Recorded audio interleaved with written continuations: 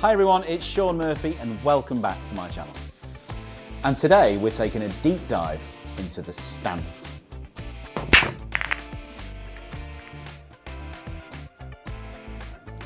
The stance, what is it? What does it mean?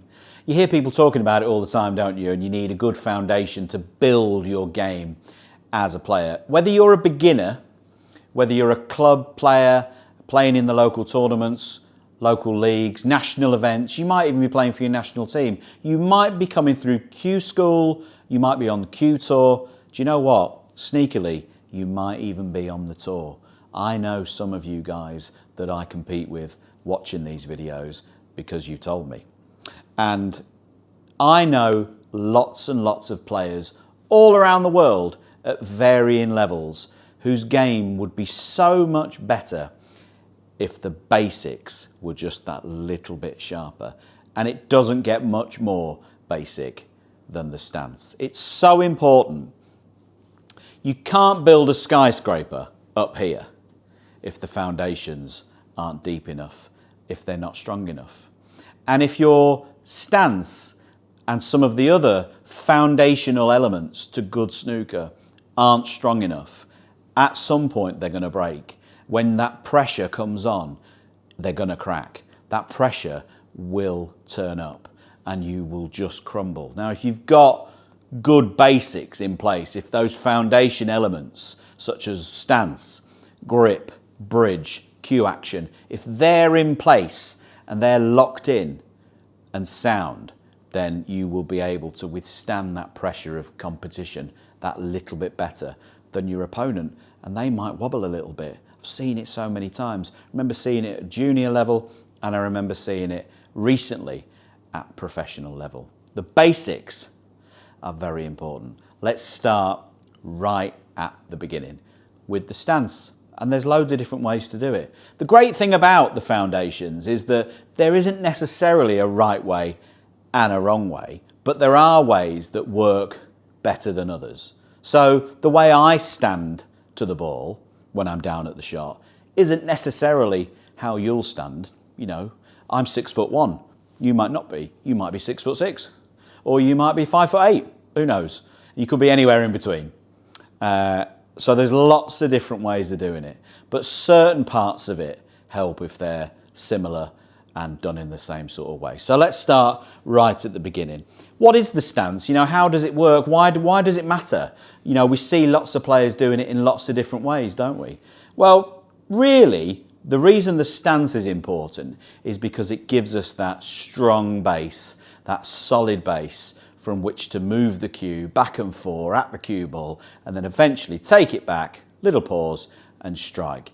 If your stance is unstable, it can disintegrate and you can move. And ultimately, it's movement and unwanted movement that we're trying to get rid of. If your stance is stable, then you will stand there and you will stay in one place, and that cue can be delivered back and forth in as straight as line as possible and give you consistency with where you're trying to hit the cue ball. Ultimately, that's all this is about. If your weight is in the wrong place, which we're going to come to in a minute, if you're sat back on your heels and you're not rigid and fixed in one position, if the weight is in the wrong place for the right-hander, it should be on your left knee. If it's not, there can be a bit of movement, and you'll be amazed at when you're nervous and when it matters how much movement there can be and what that can do to the cue ball. And you only have to move a fraction in your feet as a snooker player. If they're moving, a fraction down there can mean a missed pot when it gets onto the table. So I know a lot of people overlook it, and you do see a lot of different types on the tour, and you go in the snooker club, you'll see everyone has a different stance, but it is vitally important that you get some aspects of it correct.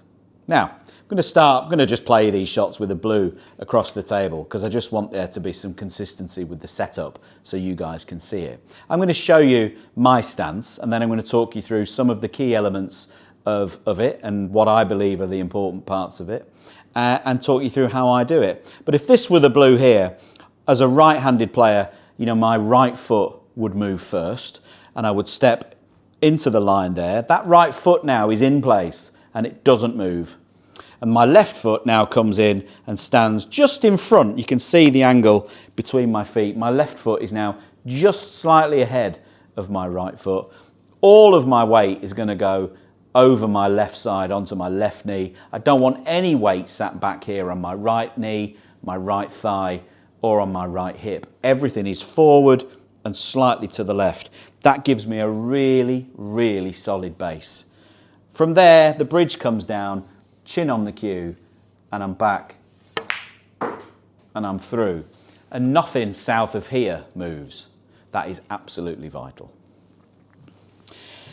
Now, before we go any further, I can already hear people saying, well, hang on a minute, because some great players, current and past, don't do that. Some current players, I'm thinking particularly of Kyron Wilson, for instance, stands with both legs, bent. That's totally unorthodox. But what I will say is when Kyron comes into the ball with his legs bent, he's somehow managed to train himself to stay there. He doesn't move. And it's something that he's worked on. You wouldn't necessarily teach anybody to do it that way. Every now and again, you see somebody standing to the table with both legs bent because they might be super tall. I'm thinking of somebody like Ricky Walden, who has played with both legs bent in that kind of style there, very low to the table, but both legs bent because he's very, very tall. And he's suffered throughout his career with some back problems. I think he's had sciatica and he's had to find a way of getting around that. And if that's you, well, then you can only do your best. But if you're able to get into the situation where your anchor leg, and as a right-handed player, that would be your right leg. If you're able to get into a situation where you walk into the shot, plant your right foot, straighten your right leg, and that never moves, if you can get there, then do it, because that is the absolute optimum position to get into. Why is it important to have your weight forward and weight on the left knee? Well, it's all about staying in one place, staying as solid as you can. Solid as a rock, that's what they say.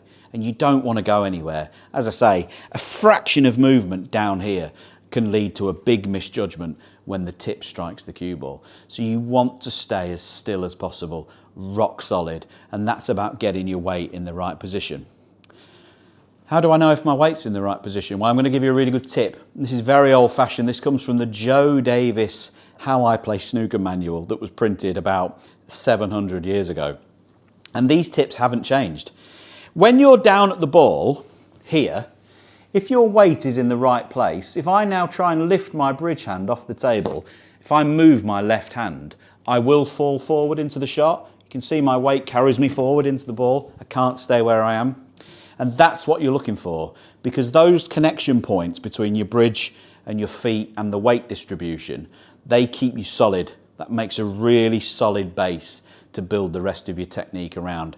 If I sit back and I keep my weight back and I'm not really there, you can see I can lift my hand off the table and nothing happens. I don't go anywhere. That's because all my weight, despite my leg being bent, all my weight is back here.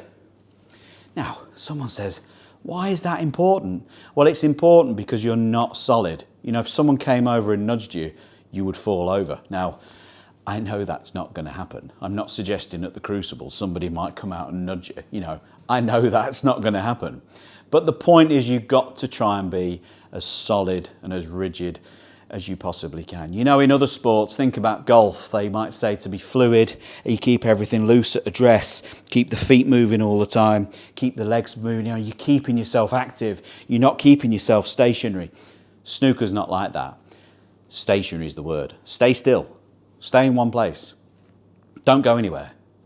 Let's run through it again. Nice distance away from the table. Give yourself a chance to walk in.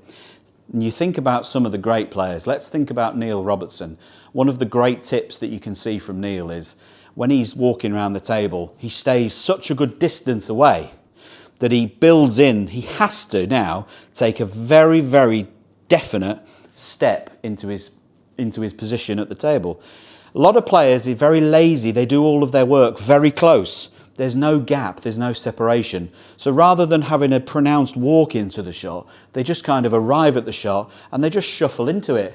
Everything gets twisted, the weight goes from the left knee more into the center, everything bends wrong, there's twist takes place. That's no good for keeping everything straight. It's not good for solidity. It's not good at all really for consistency. Tip number 1, get away from the table. You know, if you can be a cue length away, then be it. You know, if you can be that kind of length, somewhere in there, that guarantees, that means, that makes you have to take that first initial step. And if you can discipline yourself on every shot to stand there, address the ball however you do it, sight the ball however you do it, and come into that shot with a definite step and place yourself at the table, your consistency is going to go up. And I don't care who you are. I see players even on the tour. Sometimes I'll be sat in my chair watching and I can see players, they do all of their work from like 6 to 10 inches away from the table. It's no good. Guys, you need to get out, get away from the table so you can have that pronounced walk in. Think of somebody like a Neil Robertson. You plant everything in place, the weight goes onto your other knee and you stay there. A tornado could come through the room and you won't be moving. And I'm not talking just about Tony Drago. It is absolutely vital that you have a good stance, a good foundation with which to build the rest of your technique around. As a right-handed player, your right foot should be the one that moves first. The only player who I've ever seen not do that, and I've mentioned his name already, is Kyron Wilson, and I've never seen anyone do it. Kyron will stand here at the table like this, and his first move will be to move his left leg, and he moves that forward, then his right, and then he's into position. Do you know what? It doesn't really matter. This is a guy who's won the World Championship we're talking about, so it hasn't stopped him from being successful, has it? But do you know what he does? He does it the same on every single shot. And he might have an unorthodox way of getting from here to here, but when he does end up here, yes, he might have his both legs bent, but he stays absolutely still and has one of the best cue actions of the game. Guys, there are other elements to this, the grip, the bridge, cue action, and they're in separate videos. They're either out or they're coming, but make sure to have a look through those if you want any help with those specific parts of the game as well. This is all about the stance. This is all about weight distribution. How do I get from here into here? And hopefully with a good stance, you'll start seeing your scores go up and up and up, and your consistency will get better, which ultimately will lead to you enjoying snooker that little bit more. Guys, I hope you've enjoyed the video. I hope you found it informative. If you have, make sure to like and subscribe to the channel, and I'll see you next time.